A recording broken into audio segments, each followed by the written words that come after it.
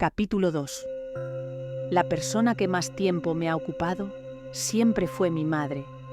Confundía su estado de ánimo con el mío y me hacía dueña de sus secretos en nuestros cortos cafés a escondidas de mi padre. Él demandaba nuestra compañía para hacernos partícipes de su afición por la naturaleza.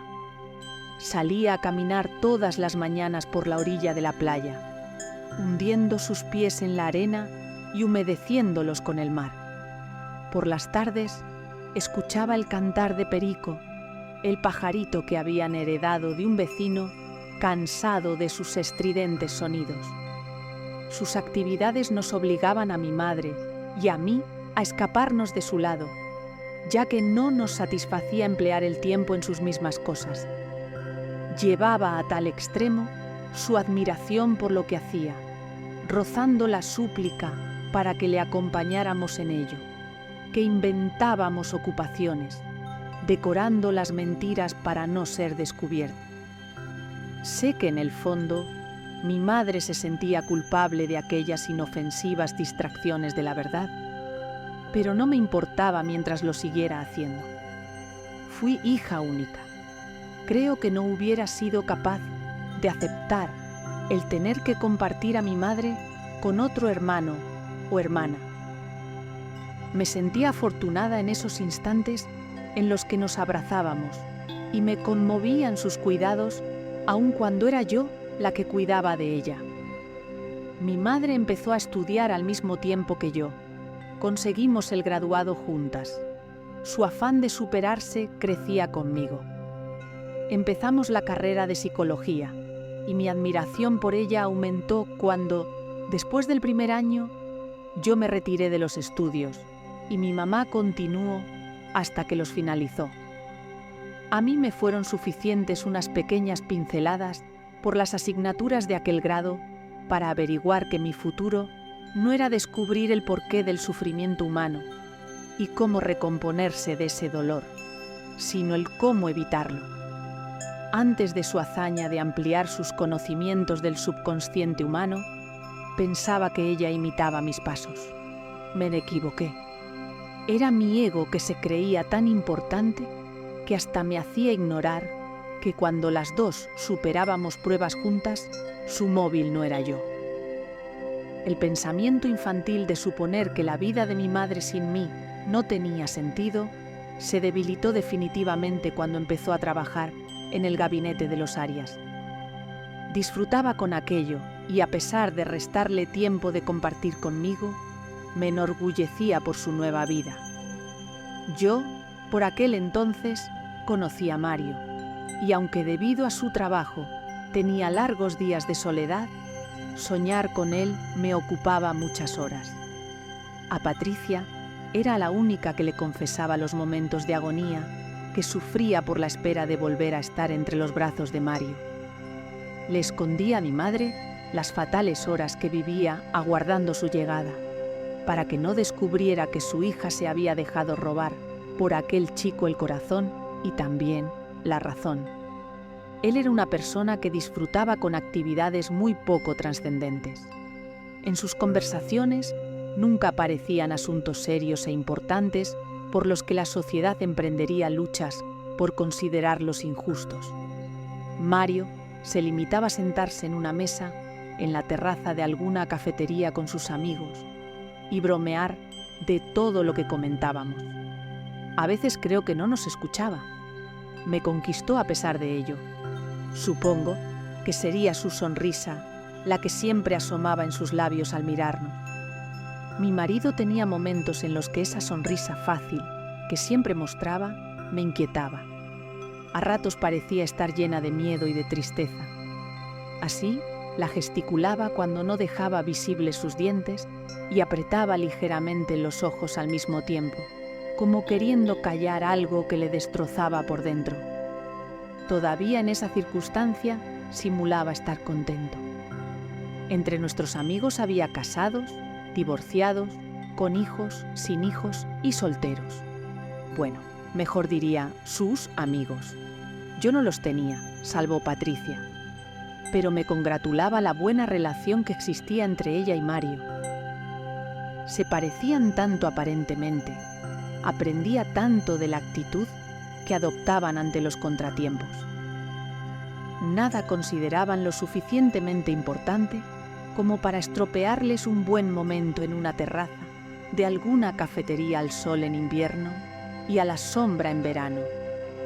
Yo sucumbía en divagaciones con las que me retroalimentaba y tornaba el simple hecho de haber olvidado apagar el diodo de la televisión en una preocupación debido al pensamiento incongruente de un incendio seguro. Mario y Patricia me inspiraron en mis deseos de superarme. La evolución personal conlleva esfuerzo e introspección, y tiempo, mucho tiempo. Yo lo tenía. El tiempo siempre fue mi enemigo. En mi primera propuesta conmigo misma se encontraba hallar la paciencia dentro de mí y ser capaz de manifestarla en mis obras. La consideraba una tarea difícil y al principio, con mis fallidos intentos reiterados, imposible de lograr. Quizá mi inmadurez era la principal causa de mi pretensión de conseguir mis proyectos rápidamente, antes de que estos perdieran importancia. La ansiedad de una espera o el miedo a perder lo que podía convertirse ya en realidad fue consecuencia de muchos pequeños fracasos. La impulsividad de preguntar lo primero que acudía a mi mente, el temor de la respuesta que me inundaba al darme cuenta de lo imprudente que había sido mientras la esperaba. En el futuro tenía la intención de ser inmune a las dificultades. Deseaba vencer los obstáculos sintiendo el menor dolor posible. Con el paso de los años, descubrí que ser una persona paciente y madura no evita el sufrimiento. El preocuparme de las pequeñas cosas se debía a que no tenía grandes problemas, pero cuando se tienen y no se aceptan y los evitas, continúas sintiéndote desgraciado con los hechos insignificantes y desafortunados que aparecen en tu vida. Deberían estar prohibidas las preocupaciones para los jóvenes. Intuía que Mario las tenía. Podía rozar la inmadurez, pero en aquellas pocas clases de psicología aprendí a reconocer lo que se esconde con una sonrisa. Me molestaba que mi marido no me mostrara su lado más sensible. Lo único que parecía afectarle era su familia. Una mañana temprano, habíamos quedado para comer con Álvaro. Mis suegros estaban de viaje y mi esposo me pidió que subiera al piso para pedir a su hermano que se apresurara. Mario nos esperaba en el coche aparcado en la esquina de la calle. Me dejó la llave de la casa de sus padres y al abrir la puerta reconocí a Álvaro en pantalón corto y camiseta, intentando enfadado introducir un DVD en el video que estaba al lado de la televisión. Dije tímidamente, «Hola», y no me contestó. Entonces le observé. Raptó el aparato con las dos manos, como una bandeja de cocina, y lo lanzó con fuerza contra el suelo. «¡Funciona!», dijo airado. Dudé entre si volver a salir de la casa o hacer visible mi presencia. Él parecía no haberse dado cuenta de ella. «Álvaro, ¿vienes?», me dirigí a él finalmente alzando mi tono de voz. Con aquella ropa deportiva y veraniega que llevaba puesta, recogió las llaves abandonando el video en el suelo y se dirigió a mí para acompañarme.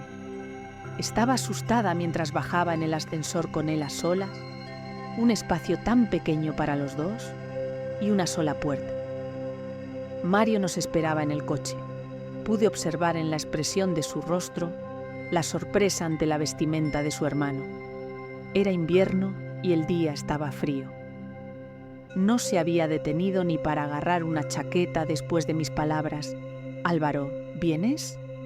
Aquello que presencié ese día me hizo entender un poco la pesadilla que Mario llevaba incrustada en la trastienda de sus pensamientos. Pero solo un poco, porque mi esposo casi no hablaba de sus sentimientos y sus vivencias con respecto a su hermano. Y mientras Mario callaba lo que atormentaba su interior, Winston Chill me emborrachaba con nuevos proyectos. Sus propósitos me parecían tan desmesurados con los resultados que estábamos obteniendo. Si alguien se detenía a observar la pared que teníamos reservada para él en la casa loca, el artista entusiasmado me preguntaba acerca de las medidas que íbamos a tomar cuando aquella pared se quedara pequeña para su gran obra. Todos estos que reposan embelesados mirando mis cuadros son futuros compradores que me llevarán a la fama, porque Elena, yo triunfaré. ¿Y qué has pensado para mí cuando ello ocurra? Todavía recuerdo el primer cuadro que vendió en la galería. Se nos queda pequeña, chicas, esta pared. Vamos a necesitar más espacio. Sus sueños iban alejándose de la realidad, del presente, que no nos dejaba a Patricia y a mí creer en su corazonada. «Está loco», sentenciaba mi amiga una vez que se había alejado con Juan a la oficina. No sé quién era más culpable de alimentar al monstruo de Winston Churchill, si Juan con su manera de vitorear y aplaudir a sus comentarios, o si nosotras con nuestra frase «ya se verá lo que haremos». Lo que estaba claro era que ninguno de los que estábamos a su alrededor le confesábamos nuestras dudas acerca de su conversión en un gran, rico y famoso pintor, aunque estaba convencida de que Juan y Alberto sí confiaban en ello. Mientras Patricia encolerizaba por la actitud de Juan, yo realizaba a escondidas alguna llamada para que la obra de este artista se expusiera en las paredes de ciertas librerías donde acostumbraban a hacerlo. Y es que después de escuchar el entusiasmo de aquel pintor, también vivía su sueño como parte de mí. Me transmitía su ilusión al exponérmelo, y yo construía en mi mente su futuro como una película basada en un hecho real. Mario no conocía a Winston Churchill.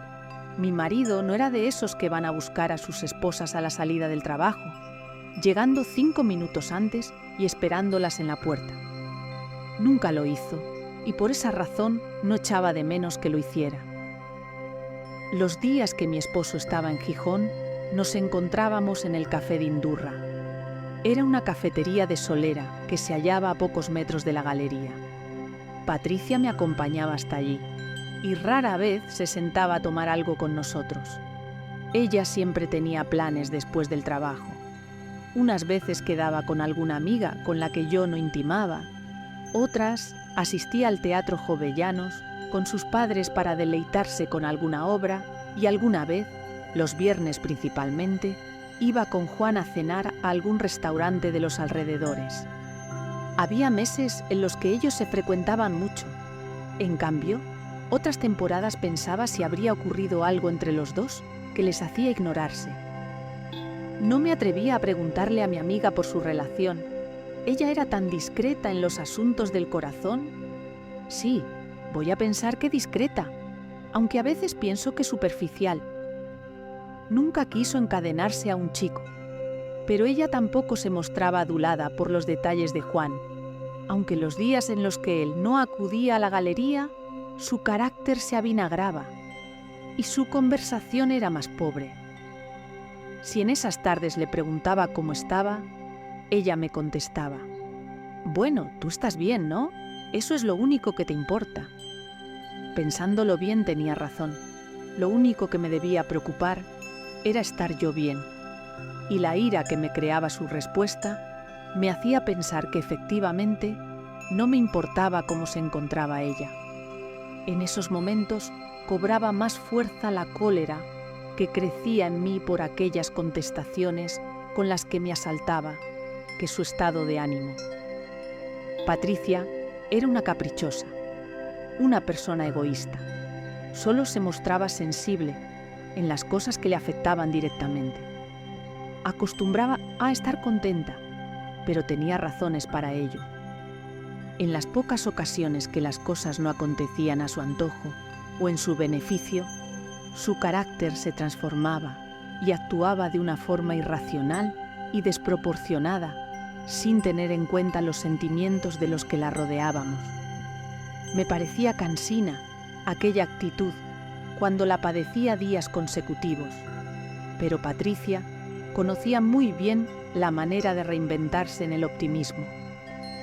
La necesidad de libertad que sentía Mario, debido a las cadenas que le ataban a su hermano, le hacían alejarse de mí por su pretensión de distanciarse de sí mismo también.